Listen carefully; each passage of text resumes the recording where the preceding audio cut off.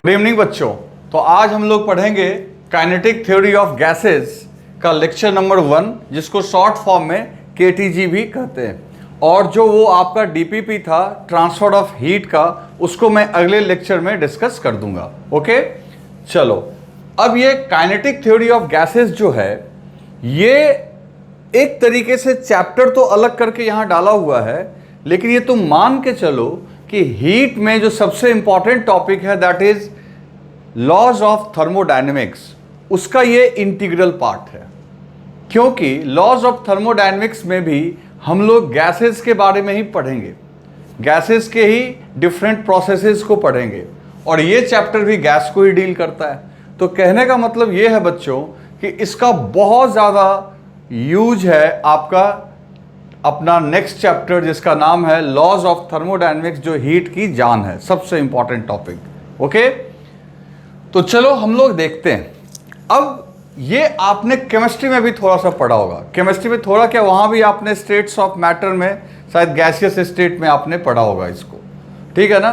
तो दोनों जगह बहुत सारी चीज़ें सिमिलर हैं और कई चीज़ें अलग अलग हैं, ठीक है ना।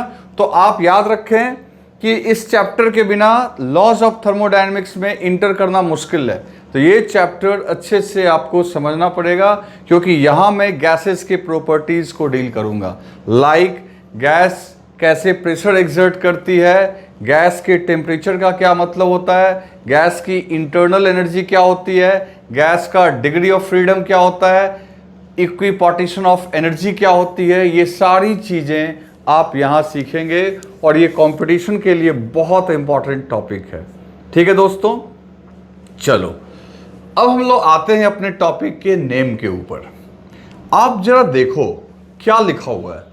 लिखा हुआ है काइनेटिक थ्योरी ऑफ गैसेस। सवाल यह है कि ये हेडिंग का क्या मतलब क्या है। एक चीज तो क्लियर है कि गैस के बारे में पढ़ना है, और दूसरी बात है कि इसके काइनेटिक थ्योरी क्यों नाम रखा गया। तो एक चीज समझो कि सॉलिड, लिक्विड और गैस, अगर तीनों फेज में सबसे ज़्यादा अगर डिफरेंस है किस चीज़ की, तो वो है मॉलिक्यूल के मोशन के फ्रीडम की। आप अगर सॉलिड की बात करोगे बच्चों, सॉलिड के मॉलिक्यूल्स जो होते हैं वो बंधे हुए होते हैं, जकड़े होते हैं, वो बहुत स्लो मूव करते हैं, वो पूरी तरीके से अपने लैटिस में घिरे हुए होते हैं, वो सिर्फ वाइब्रेट कर सकते हैं। लिक्विड स्टेट में ये फ्रीडम थोड़ी ज़्यादा होती है, लिक्विड के मॉलिक्यूल्स जो हैं वो मूव कर सकते हैं, लेकिन वहाँ भी ये जो मूवमेंट के लिए जो आपका फ्रीडम है उनका, उसकी एक लिमिटेशन है ना। तभी तुम देखते हो कि लिक्विड, ठीक है, लिक्विड का शेप चेंज कर दो, साइज चेंज कर दो, लेकिन वो लिक्विड का एक वॉल्यूम में वो कंटेन होता है। लेकिन जब बात आती है गैस की, तो बच्चों गैस के मॉलिक्यूल्स बिल्कुल फ्री होते हैं, बिल्कुल फ्री होते हैं। एक मॉलिक्यूल को दूसरे मॉलिक्यूल से कोई मतलब नहीं होता है, अगर वो गैस आइडियल है तो। अभी हम लोग देखेंगे। तो इसका मतलब है गैस के मॉलिक्यूल फ्रीली मूवेबल होते हैं, they can move easily, very easily. किसे केस में बात हो रही है बच्चों? गैस के केस में बात हो रही है, ठीक है ना। गैस के मॉलिक्यूल्स बहुत आराम से, आसानी से मूव कर सकते हैं, ठीक। चलो, अब जब गैस के मॉलिक्यूल बहुत आराम से मूव कर सकते हैं, तो गैस के इस फ्रीडम का, इस मोशन का क्या इफेक्ट है, और गैस कई प्रकार की प्रॉपर्टियों को अपने अंदर समेटे रहता है इसी खासियत की वजह से। मतलब गैस की ये जो खासियत है कि इसके मॉलिक्यूल्स के पास मोशन का बहुत फ्रीडम है, ये इसको लिक्विड और सॉलिड से अलग करता है। अब क्या अलग करता है, कैसे अलग करता है? फॉर एग्जाम्पल, गैस की कोई फिक्स्ड वॉल्यूम नहीं होती है। गैस को जिस वॉल्यूम में, जिस चेंबर में, जिस वेसल में डाल दो, वो उतना वॉल्यूम उसका कहा जाएगा। अब इसका क्या मतलब है? जैसे कहने का मतलब ये है बच्चों कि अगर मान लो कि एक ग्लास है, ठीक है ना, उसमें अगर आपने पूरी तरीके से वाटर रख दिया, तो कोई पूछेगा इस वाटर का वॉल्यूम कितना है, तो बोलोगे एक ग्लास है। अब इसको तुम बकेट में डाल दोगे और तुमसे कोई पूछे कि अब इस ग्लास का, इस वाटर का कितना वॉल्यूम है, तो भाई ऐसा पूरा बकेट तो नहीं बोलोगे। लेकिन गैस में क्या होगा? गैस में बच्चों अगर यहाँ ये कंटेनर है तुम्हारा, इसमें गैस है। अगर इस गैस को निकाल के किसी बड़े कंटेनर में डाल देंगे तो मान लो इसका V1, कंटेनर का अगर वॉल्यूम V1 है तो गैस की भी वॉल्यूम V1 कंसीडर होगी। इसका V2 है, उसी गैस को इसमें डाल दोगे तो इसका वॉल्यूम हो जाएगा V2। आखिर ये गैस के लिए ऐसा कैसे हो गया? ठीक है। दूसरी बात है, गैस अपने कंटेनर के वॉल पे प्रेशर कैसे एग्जर्ट करता है। लिक्विड या फिर जो सॉलिड है वो प्रेशर इसलिए एग्जर्ट करता है बच्चों क्योंकि उसमें वेट होता है, तो नॉर्मल फोर्स की वजह से वहां प्रेशर आता है। कहां पे? लिक्विड में और सॉलिड में। लेकिन गैस में वो mg का रोल नहीं है। गैस को किसी भी कंटेनर में कर दो तो जो उस कंटेनर के हर एक वॉल पे वो प्रेशर एक्सर्ट कर सकता है। तो आखिर गैस में ये खासियत क्यों है? तो गैस जो अपने वॉल्स के ऊपर, जिस कंटेनर में वो है, जिस बर्तन में वो है, उसके दीवार के ऊपर जो वो प्रेशर लगाता है, वो प्रेशर उसके मोशन की वजह से है। और मोशन शब्द जो है वो कहाँ से निकल के आएगा? काइनेटिक का मतलब ही तो यही हुआ, मोशन। तो इसका मतलब है जो गैस की जो स्पेशल कैरेक्टर तुम जानते हो, it can exert pressure on all walls of the container, या ये जानते हो कि इसकी वॉल्यूम जिस कंटेनर में रहेगा उतनी वॉल्यूम हो जाएगी। ये सारी जो गैस की स्पेशल प्रॉपर्टी है वो उसके मोशन की वजह से है। इसलिए हम लोग यहाँ पे इसको पढ़ते हैं काइनेटिक थ्योरी ऑफ गैसेस। मतलब गैस की जो है काइनेटिक थ्योरी हम लोग पढ़ेंगे कि गैस के मॉलिक्यूल्स के मोशन की वजह से उसकी क्या क्या प्रॉपर्टी होती है और उनका रिलेशन उसके मोशन के साथ कैसा है। ठीक है दोस्तों, चलो अब हम लोग अपने चैप्टर की शुरुआत करते हैं। दोस्तों अब हम लोग क्या करेंगे, सबसे पहले गैस को यहाँ पे क्लासिफाई करेंगे दो टाइप में, एक आइडियल गैस और दूसरा होगा आपका रियल गैस। आपने ये दोनों ही टर्म सुना होगा, आइडियल गैस और रियल गैस। अब देखो बच्चे यहाँ पे कैसे कंफ्यूज होते हैं। उनसे अगर कोई पूछे ऑक्सीजन क्या है तो उनको लगता है कि अच्छा ऑक्सीजन जो है वो रियल गैस है। रियल मतलब सचमुच में जो गैस है वो रियल हो गया। दोस्त ऐसी बात नहीं है। सारे गैस जो हैं वो सचमुच के ही होते हैं, चाहे वो ऑक्सीजन हो या फिर नाइट्रोजन हो या फिर ओजोन हो, कोई भी गैस, ठीक है ना। गैस वही होता है, उसके बिहेवियर अलग अलग होते हैं अलग अलग परिस्थितियों में। मतलब ऑक्सीजन जो है आपका, that can behave like real as well as ideal. ऐसा नहीं है कि आइडियल के एग्जाम्पल्स कहीं और से लेके आएंगे और रियल के एग्जाम्पल्स कहीं और लेके आएंगे। वही ऑक्सीजन आइडियल गैस की तरह भी बिहेव कर सकता है एंड रियल गैस की तरह भी बिहेव कर सकता है। ये जो क्लासिफिकेशन है गैस की, ये इस आधार पे नहीं है, उनके केमिकल नेचर के आधार पे नहीं है, ये उनके फिजिकल प्रॉपर्टीज, पैरामीटर्स के आधार पे, उनके प्रेशर, वॉल्यूम, टेम्परेचर, डेंसिटी, इनके आधार पे इनको सेपरेट किया गया। तो दोस्तों पहले बात कर लेते हैं आइडियल गैस की। आइडियल गैस, अब जैसा कि देखो नेम से क्लियर है, आइडियल वर्ड ही अपने आप में एक हाइपोथेटिकल जैसा फीलिंग देता है, क्योंकि आइडियल सचमुच में कुछ होता है नहीं। हाँ, आप उसके करीब उसको ले जा सकते हो, आइडियलिज्म के करीब ले जा सकते हो, उसको आइडियल के करीब ले जा सकते हैं कि अच्छा ठीक है आइडियल जैसा बिहेव करता है। तो कोई भी गैस आइडियल जैसा बिहेव कब करेगा, तो उसके लिए हम लोग एक तो शर्त लगाएंगे कि वो आइडियल गैस इक्वेशन को फॉलो करे, ठीक है ना। मतलब आइडियल गैस के बारे में बोलेंगे, these sample of gases follow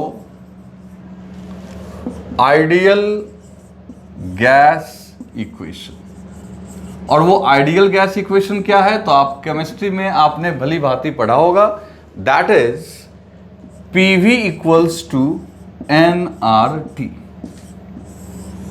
जहां पे आपको पता है P आपका उसका प्रेशर है, V वॉल्यूम है, N नंबर ऑफ मोल है and R universal gas constant है। R की वैल्यू जानते हो 8.3 है ना, 8 पॉइंट, अच्छा इधर तो इसका यूनिट लिख लेते हैं हम लोग। यहाँ पे R जो है 8.3, प्रेशर इनटू वॉल्यूम का यूनिट जूल हो जाएगा एंड पर मोल। और दोस्तों यहाँ जो टेम्परेचर रखना है आपको, याद रखें कि आइडियल गैस इक्वेशन में टेम्परेचर हमेशा एब्सोल्यूट स्केल पे यानी केल्विन में रखेंगे, तो मोल केल्विन हो गया, ठीक है ना। तो 8.32 ऐसे और भी सिग्निफिकेंट फिगर्स लिखे जा सकते हैं, लेकिन हम लोग यूज करेंगे 8.3 जूल पर मोल केल्विन। ओके, ये आइडियल गैस इक्वेशन की वैल्यू हो गई। और ये याद रखेंगे कि टेम्परेचर हमेशा रखना है हमको किसमें, इन केल्विन, टेम्परेचर केल्विन में रखना है, केल्विन स्केल पे रखना है। ओके, और ये प्रेशर हो गया। अब इसी का एक फॉर्मेट और लिख सकते हैं, क्या लिख सकते हैं बच्चों, तो देखो नंबर ऑफ मोल, केमिस्ट्री में तुमने पढ़ा होगा, नंबर ऑफ मोल जो होता है बच्चों n/n0। किसी भी सैंपल का नंबर ऑफ मोल कैसे निकालोगे, तो उस सैंपल में मौजूद सारे molecules, this is total number of molecules, total number of molecules. And ये जो है बच्चों, ये है एवोगाड्रो नंबर। क्या है बच्चों, एवोगाड्रो नंबर, जिसकी वैल्यू होती है कितनी, 6.10⁻23 समथिंग, ऐसे ही होता है ना भाई, केमिस्ट्री में आप जानते होगे। तो एवोगाड्रो नंबर से अगर n को डिवाइड कर दोगे, एवोगाड्रो नंबर जो है उससे डिवाइड कर दोगे, तो आपको क्या मिल जाता है, नंबर ऑफ मोल, है कि नहीं। तो अब एक काम करते हैं, एक इसी फॉर्मूला को PV = nRT को, तो n/n0 into R into T। तो बच्चों यहाँ पे n0 भी एक कांस्टेंट है और R भी एक कांस्टेंट है, तो PV = n और R/n0 को हम लोग K बोलते हैं। ये फॉर्मूला भी आप याद रखना, PV = nKT। तो कहोगे ये K क्या है बच्चों, तो K है बोल्ट्जमैन्स कांस्टेंट। ओके, तो PV = हो गया nKT, जहां n हो गया टोटल नंबर ऑफ मॉलिक्यूल्स जो वहां पे दिया गया है, और एवोगाड्रो नंबर तो तुम जानते ही हो। चलो अब इसके बाद हम लोग और कुछ देखते हैं। तो आइडियल गैस को पहले तो ये फॉर्मूला फॉलो करना चाहिए, ठीक है ना। अब कोई भी गैस आइडियल गैस की तरह कब बिहेव करेगा, अब ये भी क्वेश्चन एग्जाम में आया हुआ है, तो हम लोग यहां पे एक टर्म और लिख देंगे, any gas can behave like ideal gas. अब ध्यान से देखना जो मैं लिखने जा रहा हूं, at high temperature and low pressure. In fact इसको ऐसे भी लिख सकते हैं, एट लो डेंसिटी, डेंसिटी कम हो। देखो बच्चों, कोई भी गैस जो आपके दिमाग में आता है, that can behave like ideal gas, मतलब वो इस इक्वेशन को फॉलो करेगा, इससे डेविएट नहीं होगा अगर वो उसके सैंपल को एक हाई टेम्परेचर दिया जाए और उसका प्रेशर क्या रखा जाए, कम रखा जाए। तो हाई टेम्परेचर और प्रेशर कम मतलब क्या समझे, इसका मतलब वॉल्यूम बहुत ज़्यादा लेना पड़ेगा अपने को, है ना। PV = nRT में अगर आप चाहते हो गैस की प्रेशर कम रहे तो उसका वॉल्यूम बहुत ज़्यादा लो, तो वॉल्यूम ज़्यादा लोगे तो ऑटोमेटिकली उसकी डेंसिटी क्या होगी, लो, ठीक है। अब कहोगे कि क्या सर बस इतना ही पढ़ना है, नहीं, ये चैप्टर तो बच्चों डेडिकेटेड ही है आइडियल गैस के लिए, ये चैप्टर आइडियल गैस के लिए ही डेडिकेटेड है। अभी हम आइडियल गैस के बारे में तो बस थोड़ा सा आपको बताए, और आज ही हम लोग पढ़ेंगे आइडियल गैस के लिए क्या क्या प्रॉपर्टीज़ है, क्या क्या एजम्पशंस हैं जिसको फॉलो करना ज़रूरी है एक आइडियल गैस की तरह बिहेव करने के लिए, उसी पे तो ये चैप्टर है। तो बच्चों याद रखना, फिजिक्स में जो हम लोग पढ़ते हैं यहाँ पे हम लोग सिर्फ आइडियल गैस को डील करते हैं। अभी रियल के बारे में 1-2 लाइन में लिखूंगा, लेकिन हम लोगों को क्या पढ़ना है, आइडियल गैस। ये काइनेटिक थ्योरी ऑफ गैसेस भी हम लोग आइडियल गैस के लिए ही डिस्कस कर रहे हैं, और इसके बाद जो हम लोग लॉज ऑफ थर्मोडायनेमिक्स पढ़ेंगे वहाँ भी जितने भी गैसियस सैंपल लेंगे वो क्या लेंगे, ideal.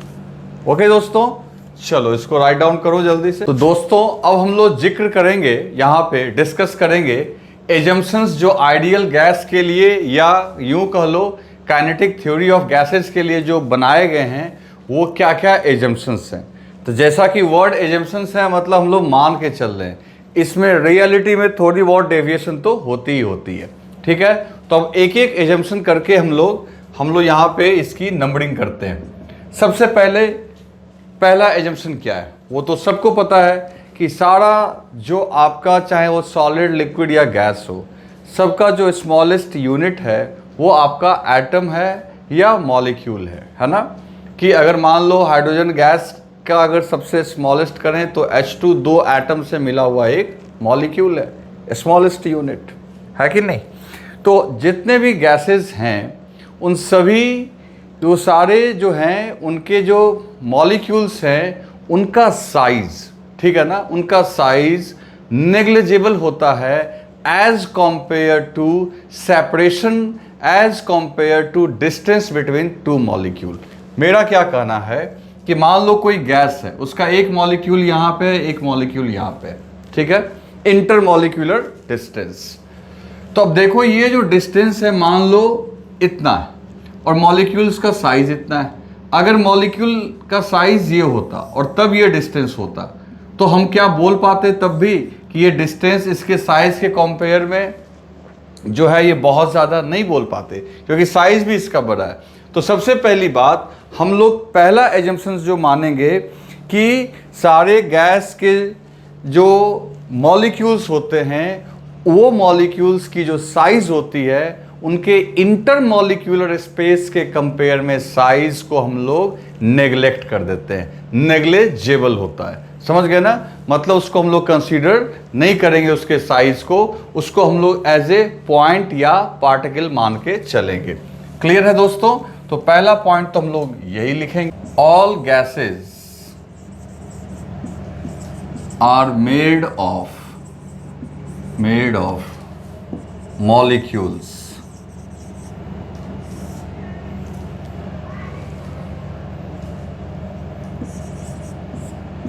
and the size of molecule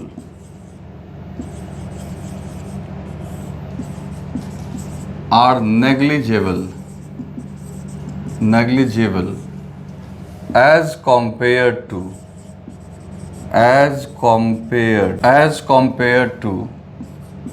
their intermolecular distance। तो बच्चों किसी चीज को जब भी आप बड़ा या छोटा मानते हो तो किसी के कंपेयर में, किसी की तुलना में एब्सोल्यूट कोई छोटा या बड़ा नहीं होता है।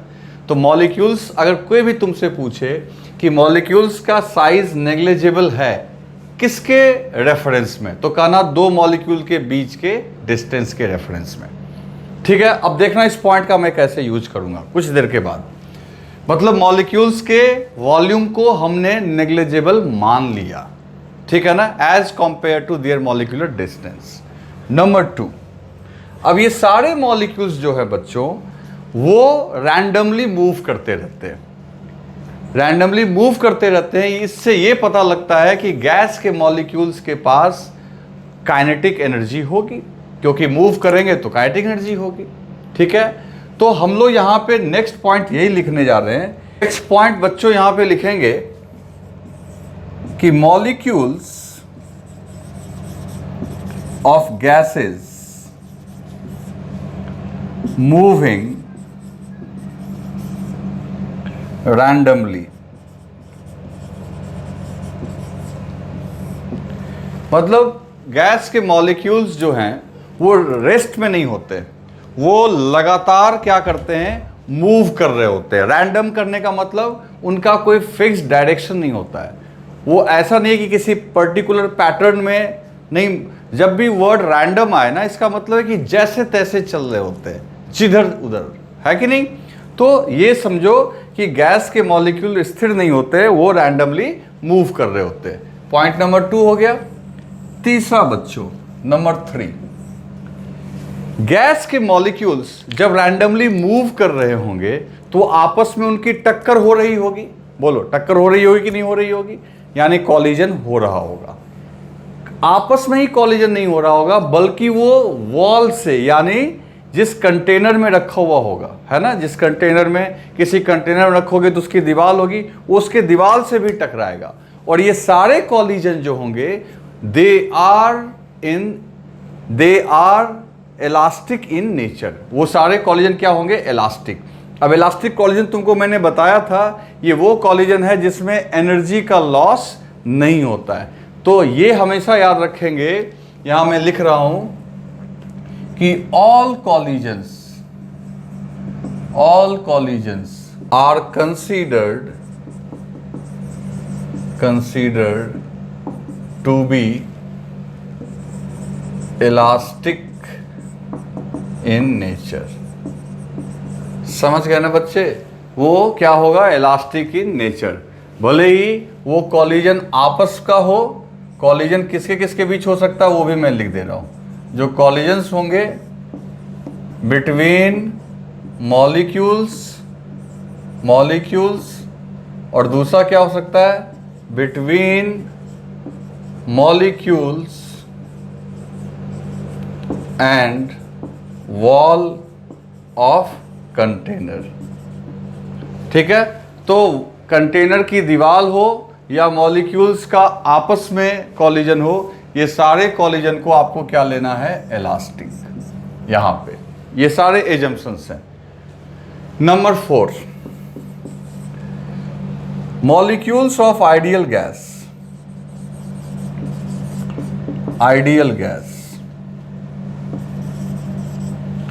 Follow Newton's laws of motion.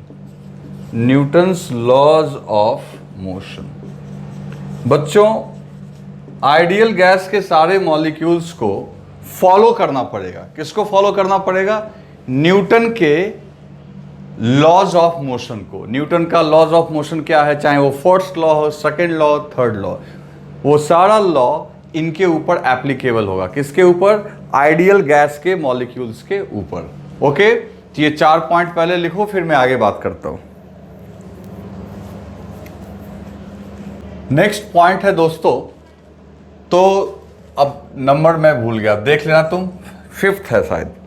तो नेक्स्ट पॉइंट में क्या है बच्चों कि जो गैस का मॉलिक्यूल का अगर मान लो कि साइज नेग्लिजिबल है, तो अगर उसको एक कंटेनर में रखे, अब देखना मैं तुम्हें अभी आज वॉल्यूम के बारे में समझा रहा हूं।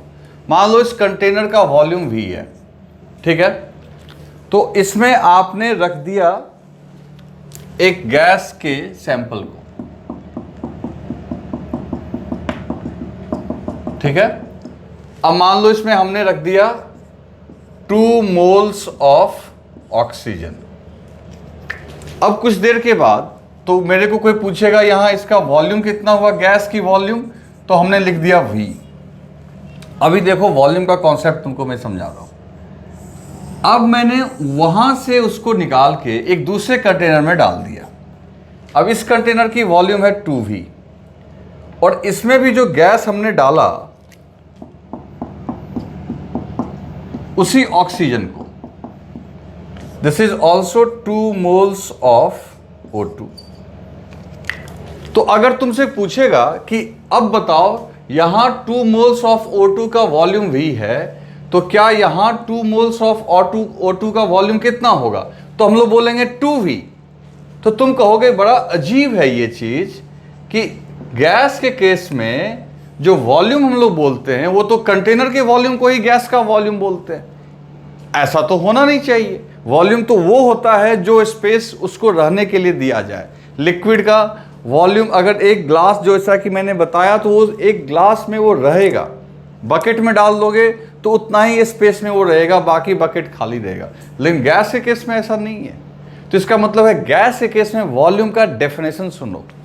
देखो, सॉलिड और लिक्विड के लिए वॉल्यूम का ये डेफिनेशन है कि सॉलिड या लिक्विड के मॉलिक्यूल्स को जितना जगह चाहिए, यानी उन मॉलिक्यूल्स का जो स्पेस है, उनके मॉलिक्यूल का जो वॉल्यूम है, वो उसका वॉल्यूम होता है। और गैस के केस में हम लोग वॉल्यूम किसको वॉल्यूम बोलते हैं? तो वो स्पेस जो हर मॉलिक्यूल को चलने के लिए मिलता है, मूव करने के लिए अवेलेबल है। कहोगे ये कैसे? तो देखो, मान लो अगर यहां पे 1000 मॉलिक्यूल्स हैं, तो ये 1000 मॉलिक्यूल्स को ये पूरा स्पेस मिला है मूव करने के लिए।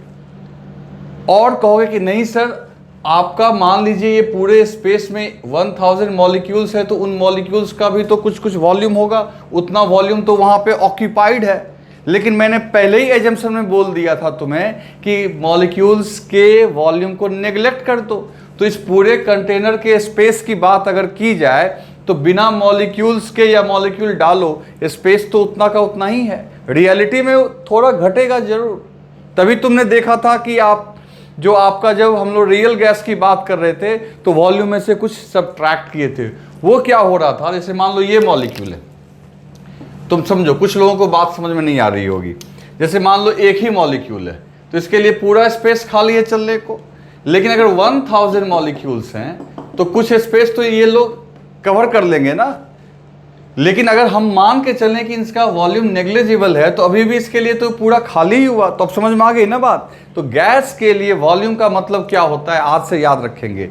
गैस के लिए वॉल्यूम का मतलब हुआ कि गैस के वॉल्यूम को हम लोग उस वॉल्यूम को कहते हैं गैस का वॉल्यूम, जो वॉल्यूम उसको ट्रांसलेट करने के लिए, रोटेट करने के लिए अवेलेबल है।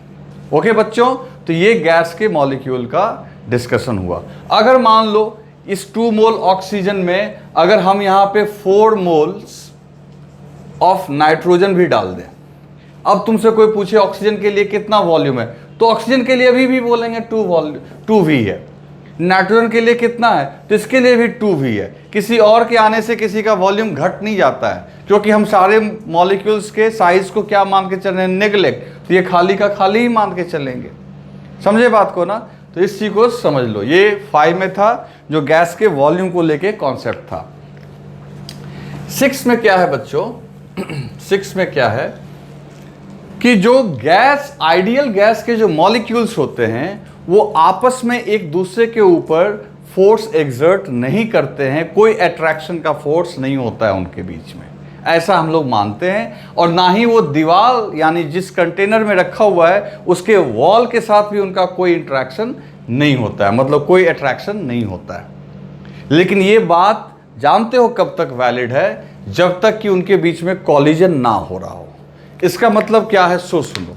जैसे मैंने क्या बोला कि गैस के 2 मॉलिक्यूल्स को एक दूसरे से कोई मतलब नहीं है, एक दूसरे पे कोई फोर्स एक्सर्ट नहीं करते हैं। लेकिन मेरी ये बात गलत हो जाएगी, क्योंकि गैस के मॉलिक्यूल्स जब मूव करते हैं, और कुछ देर पहले ही मैंने बोला कि उनके बीच कॉलिजन होता है, तो कॉलिजन जब भी होगा तो फोर्स तो लगेगा। तो मैं यहां पे वो उसको एक्सेप्ट में डाल दूंगा, अब बाद में डाल दूंगा। मतलब हम लोग क्या लिखेंगे यहां पे कि molecules of gases don't exert force on each other. अब ब्रैकेट में लिख देंगे accept at the time of collision, जो कि ऐसे भी कॉलिजन का टाइम इतना कम होता है, इतना छोटा होता है कि इस प्रकार के इंटरैक्शन को हम लोग क्या कर देते हैं, नेग्लेक्ट। क्लियर है? तो अब आइडियल गैस के मॉलिक्यूल्स एक दूसरे के ऊपर फोर्स ही नहीं लगाते। तो फोर्स नहीं लगाते तो देखो, आइडियल गैस को कभी भी लिक्विफाई नहीं कर पाओगे। गैस को लिक्विड में कन्वर्ट करने के लिए मॉलिक्यूल्स के बीच में अट्रैक्शन होना चाहिए, है ना? तो आइडियल गैस में तुम लोग ये मान के चल रहे हैं कि मॉलिक्यूल्स एक दूसरे के ऊपर फोर्स ही नहीं लगाते, तो कभी भी लिक्विफाई नहीं हो पाएंगे। लेकिन तुम कहोगे सर गैस तो लिक्विफाई होता है। बिल्कुल होता है। तो होता क्या होता है, सो सुनो। गैस होता है आपका आइडियल। अब आइडियल गैस को क्या करोगे, पहले अगर किसी गैस को लिक्विफाई करना है तो 2 तरीके हैं तुम्हारे पास। या तो उसका टेम्परेचर घटाओ और प्रेशर बढ़ाओ। तो सीधी सी बात है, टेम्परेचर घटाओगे, प्रेशर बढ़ाओगे, तो जो तुम्हारा आइडियल गैस है वो कन्वर्ट हो जाएगा रियल गैस में, और रियल गैस को लिक्विफाई कर सकते हो। तो डायरेक्ट आइडियल से लिक्विड नहीं बना सकते, आइडियल पहले अपने आप को कन्वर्ट कर लेगा रियल गैस में, तब उसको लिक्विफाई कर लो। अगर गैस की आइडियलिज्म मेंटेन रहे और तब आप सोचोगे कि उसको हम लिक्विफाई कर देंगे, वो पॉसिबल नहीं है, क्योंकि गैस के मॉलिक्यूल एक दूसरे के ऊपर फोर्स एक्सर्ट नहीं करते, ऐसा हम लोग मान के चलते हैं। लेकिन इसमें एक्सेप्शन का क्या लेके चलेंगे, accept at the time of collision. Clear है दोस्तों? चलो अब एक और एजम्पशन है वो भी। तो दोस्तों अब हम लोग बात करते हैं कि कोई भी आपका जो गैसियस मॉलिक्यूल है, ठीक है, वो कंटेनर के ऊपर प्रेशर क्यों एक्सर्ट करता है। तो जैसा कि देखो, अगर मान लो ये कंटेनर है, ठीक है, अब इस कंटेनर में ये मॉलिक्यूल्स है, ये सारे मॉलिक्यूल्स रैंडमली मूव करते रहते हैं। ये जिस पाथ पे मूव करते हैं उसको अगर हम लोग इस तरीके से दिखावे तो इसको हम लोग जिग जैग पाथ बोलते हैं। कैसा पाथ बोलते हैं बच्चों? Zig zag. इसमें एक लॉन्ग टाइम इंटरवल में देखोगे तो डिस्प्लेसमेंट मॉलिक्यूल्स का जीरो ही होता है। अच्छा, एक बात और गौर करना, कभी ये भी क्वेश्चन आ सकता है कि ये जो गैसियस मॉलिक्यूल है ये कर्व पाथ पे चलते हैं या स्ट्रेट लाइन पे। तो बच्चे जल्दीबाजी में कर्व भी मार देते हैं। देखो, मैंने पाथ को जिग जैग बनाया है, लेकिन इस जिग जैग पाथ का हर एक पोर्शन जो है वो स्ट्रेट लाइन है।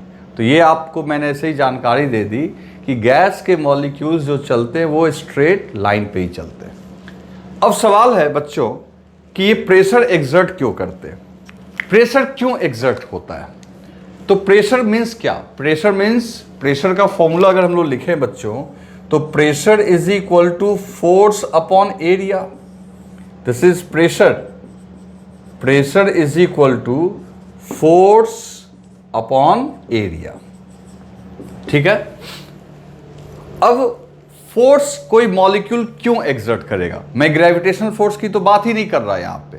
तो देखो, जब मॉलिक्यूल आपस में टक्कर के साथ साथ इस कंटेनर के वॉल से भी टकराएगा, तो कंटेनर के वॉल के साथ टकराएगा, तो आप ऐसा इमेजिन करो कि एक रबड़ के बॉल को अगर हम लोग दीवार पे मारते हैं तो वो बॉल जाके दीवार से टकरा के फिर आपके पास वापस आता है।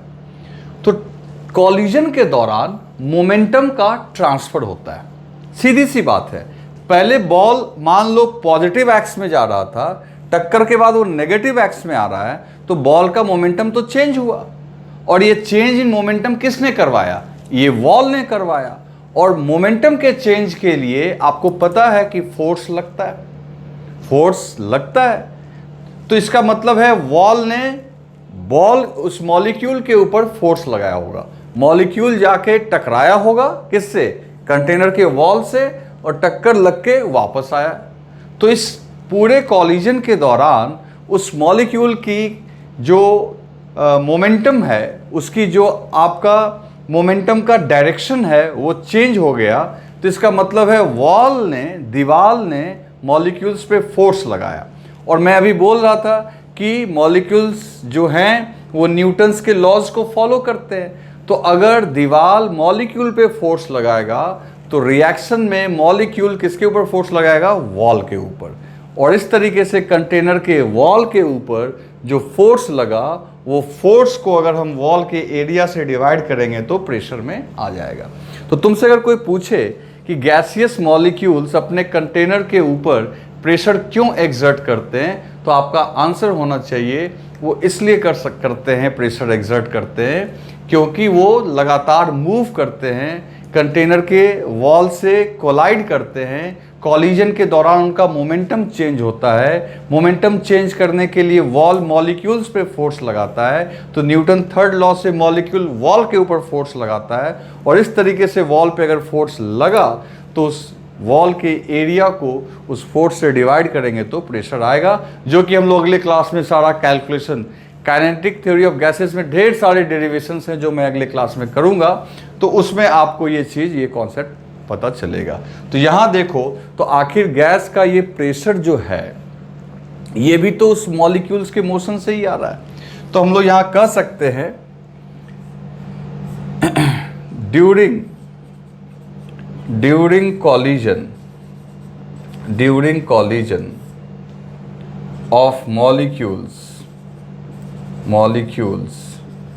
with wall। अब यहाँ मैं इसको मिटा दे रहा हूँ, नहीं तो तुम्हें कन्फ्यूजन हो जाएगा। During collision of molecules with wall of container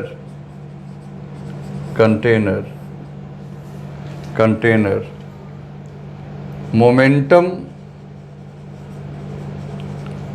of molecules change। ठीक है, मोमेंटम मॉलिक्यूल्स का क्या होता है, चेंज होता है, और इसलिए वहां पे क्या लग जाता है बच्चों, फोर्स। अब ये जगह मेरे को बच नहीं रहा है, मैं, आप जल्दी से लिखो, मैं उधर लिखूंगा इसको, जल्दी से आप लिख लो।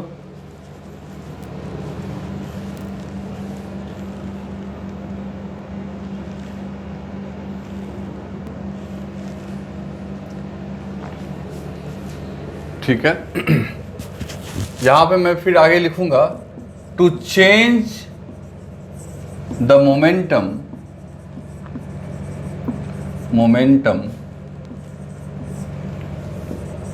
wall of container exerts force on molecules। ठीक है, मॉलिक्यूल्स पे फोर्स लगाएगा। From Newton's third law, molecules will also exert force on wall and that will cause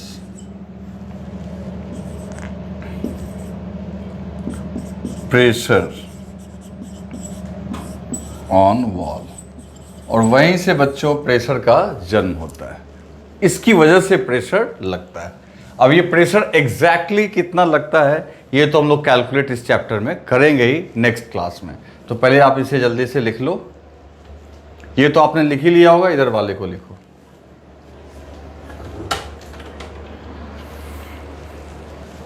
दोस्तों अब हम लोग लास्ट एजम्पशंस को देखेंगे। तो देखो लास्ट एजम्पशन क्या है,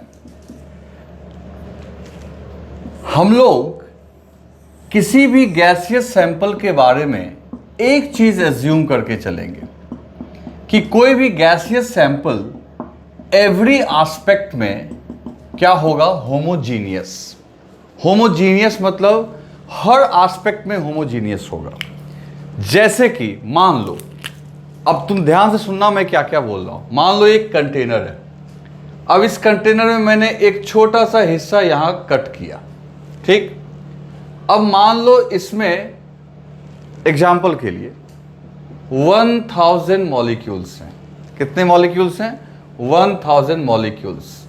ये एग्जाम्पल के लिए मैं लिख रहा हूं बस। अगर ये सेम साइज का कंटेनर यहां कट करो, सेम साइज का कंटेनर के अंदर वैसा सैंपल लो, वैसा वॉल्यूम लो, वही वॉल्यूम यहां लो, वही वॉल्यूम यहां लो, कहीं भी लो, जहां मर्जी है वहां लो। इन सभी के अंदर जो मॉलिक्यूल, लिखना कुछ मत, मैं सब मिटा दूंगा बस आपको समझाने के लिए। इन सभी के अंदर जो मॉलिक्यूल्स की संख्या आएगी वो 1000 ही आएगी। एग्जाम्पल के लिए मतलब कि इस तरीके से हमने क्या कहा कि मॉलिक्यूल्स का डिस्ट्रीब्यूशन जो होगा पूरे कंटेनर में एकदम से यूनिफॉर्म होगा, इसी को हम लोग बोलेंगे होमोजीनियस होगा। क्लियर? चलो और देखते हैं। मान लो फिर से एक कंटेनर लेते हैं, अब उसके अंदर कोई छोटा सा स्पेस कंसीडर किए। अब इसमें 400 मॉलिक्यूल्स, ये आपके 80 में दिया हुआ है एग्जाम्पल, उसको मैंने संख्या वही ले लिया।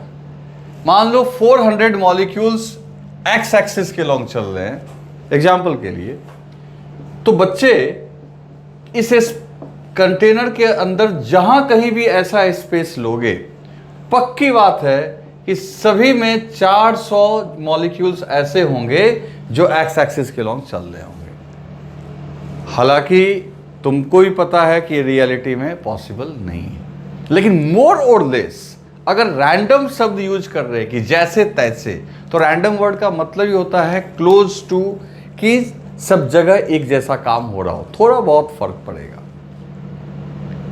तो इस तरीके से कोई भी आपका आइडियल गैस का जो सैंपल है वो पूरी तरीके से होमोजीनियस होता है, चाहे वो मॉलिक्यूल के डिस्ट्रीब्यूशन को लेके बात की जाए, मॉलिक्यूल के वेलोसिटी को लेके बात की जाए, मॉलिक्यूल के वेलोसिटी के डायरेक्शन को लेके बात की जाए। अगर मान लो 4 मॉलिक्यूल इसमें ऐसा है जो 2 मीटर पर सेकेंड से चल रहा है, तो सारे स्पेस में 4 मॉलिक्यूल जरूर ऐसे होंगे जो 2 मीटर पर सेकेंड से चल रहे होंगे। इस लेवल का होमोजीनियस वाला जो वहाँ पे फैक्टर है काम करता है। लेकिन ऐसा होने के लिए क्या होना चाहिए? ये जो एजम्पशन है 8th वाला, ये तभी वैलिड है जब सैंपल का साइज यानी मॉलिक्यूल्स की संख्या बहुत ज़्यादा हो। जैसे मैं बोल रहा हूँ कि हर एक में 1,000 है, ठीक। अगर मान लो इस चैम्बर में, इस कंटेनर में सिर्फ 2 ही मॉलिक्यूल डालोगे, 2 मॉलिक्यूल बस, अब वो 2 मॉलिक्यूल या तो यहाँ रहेगा या तो यहाँ रहेगा, सब जगह कहाँ रहेगा? तो ये जो एजम्पशन है 8th नंबर कि होमोजीनियस होना चाहिए इन एवरी एस्पेक्ट, ये तभी वैलिड होगा जब गैसियस सैंपल में मॉलिक्यूल्स की संख्या ह्यूज हो, बहुत ज़्यादा हो। और ये जो आपका एजम्पशन है, इसको वैलिड करना हम लोगों के लिए आसान है, क्योंकि आपको पता है कि अगर 1 मोल गैस भी लेते हो तो 1 मोल में तुम्हें पता है मॉलिक्यूल्स की संख्या 6.022 इंटू 10 टू द पावर 23 होती है। तो मॉलिक्यूल्स की संख्या की कोई कमी नहीं है। इसका मतलब ये एजम्पशन पूरी तरीके से इसको अप्लाई करना हमारे लिए दिक्कत नहीं है, क्योंकि मोल्स, 1 मोल में भी ढेर सारे मॉलिक्यूल्स होते हैं।